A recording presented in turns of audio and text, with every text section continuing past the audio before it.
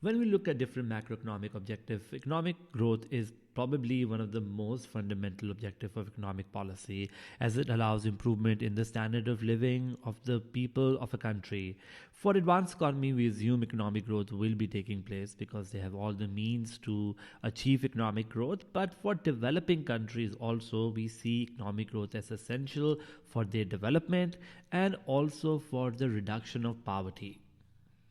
In the last video, we saw a distinction between the output gap that comes about because of inflationary gap and deflationary gap. Let's identify two notions of economic growth: potential economic growth and actual economic growth.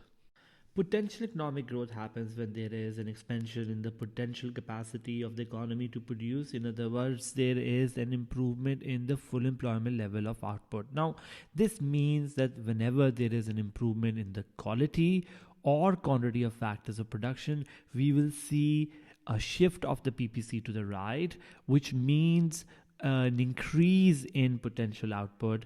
And this also means the long run aggregate supply of an economy will shift to the right. Let's see that in terms of a diagram.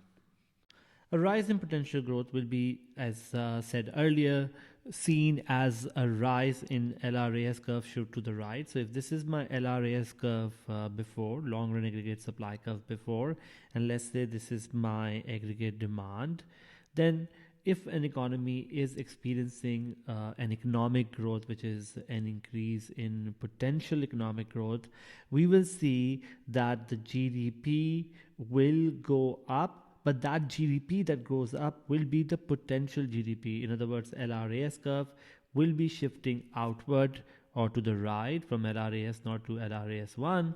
So LRAS curve shifts to the right, leading to a lower price level and a higher level of potential output. So a shift in the LRAS means there is an improvement in the quality or quantity of factors of production, or we can say there is an sort of increase in potential output. Now, this can be seen as also a shift of the PPC. So if the PPC is here, the PPC can shift outward when there is an improvement in the quality or quantity of factors of production. And this is basically called improvement in the potential output or an improvement in the full employment level of output.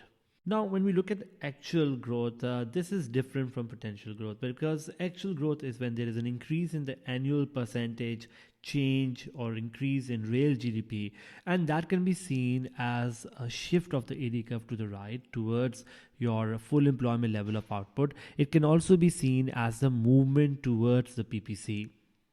Now let's see this in terms of a diagram. So let's say this is YF, which is our full employment level of output.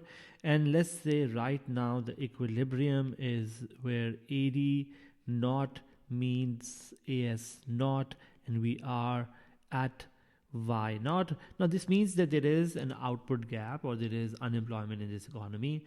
And let's say the AD goes to the right. If AD goes to the right, this means now the new equilibrium is, for example, at Y1, which means that there is a rise in AD, which means actual output has gone up.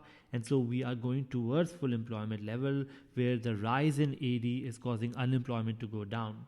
In terms of PPC, this may look like, for example, if this is our PPC, which is our potential output, or YF, then if we were at point A, for example, before, then a movement towards B will be meaning that we are going closer towards full employment level of output, and therefore this actual growth would mean now unemployment will go down as we are utilizing our resources better as compared to before.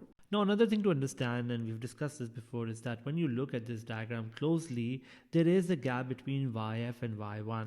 And previously, when the AD was 80 naught, the gap was much larger. This gap or difference between actual real GDP and the maximum possible real GDP is known as the output gap. So the output gap before was Y naught minus YF, or in other words, this gap here, this was the previous output gap. I can make a line here, but this rise in AD is going to then shrink this output gap further from YF f minus y naught to yf minus y1. So we can say that there is an output gap when the output is not at full employment level, or AD is below the level of full employment level of AD.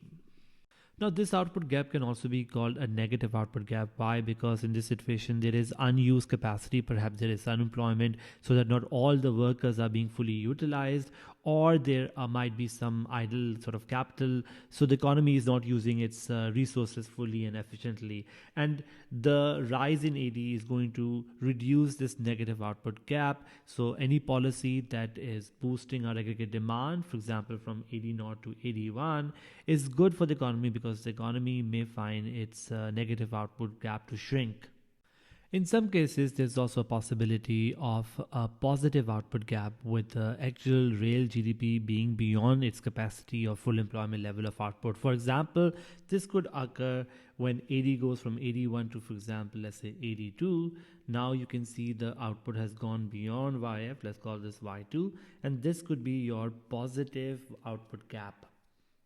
For example, this could occur if firms have responded to an increase in aggregate demand in the short run by asking workers to, work overtime, which will lead our output to go up from YF to Y2, but it may not be sustainable for a long time. Sooner or later, there will be inflation that will happen, and that inflation will result in things to come back to YF in the long run.